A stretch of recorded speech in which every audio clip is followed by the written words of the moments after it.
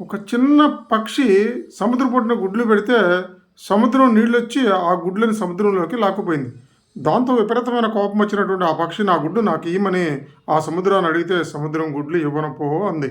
దాంతో కోపం వచ్చినటువంటి ఈ పక్షి నేను కనుక తలుచుకుంటానంటే ఇసుకతో నిన్ను మొత్తం ముంచేసి నింపేసి నా గుడ్లు నేను తీసుకుంటానంది.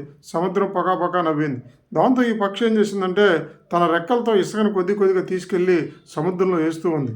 దాన్ని చూసిన కాకి పిచ్చుకుతో అంది, ఏంటి ఏం చేస్తున్నావు నువ్వు, నీకు పిచ్చెక్కిందా అంది. లేదు, నా గుడ్లు ఈ సముద్రం లాక్కుంది, దీన్ని ముంచేసి దీన్ని పూర్తి చేసి నా గుడ్లు నేను తీసేసుకుంటానని అంది. దాంతో కాకి పక్కపక్క నవ్వింది. అప్పుడు పిచ్చుకంది, నవ్వటం ఎందుకు, చేతనైతే సాయం చేయమంది. దాంతో రోషం వచ్చిన కాకి కూడా కొద్ది కొద్దిగా ఇసుకని సముద్రంలో వేయటం మొదలుపెట్టింది.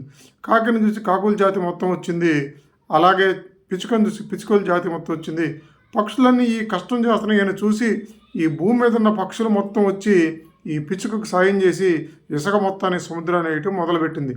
ఇదంతా చూసినటువంటి విష్ణుమూర్తి వాహనం గరుత్మంతుడు హడావిడిగా బయలుదేరింది.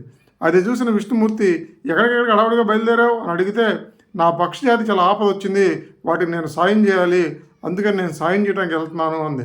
నువ్వు వెళ్ళిపోతే నాకు ప్రాబ్లం వచ్చిందని చెప్పేసి విష్ణుమూర్తి కూడా గరుత్మంతుడిని అనుసరించాడు.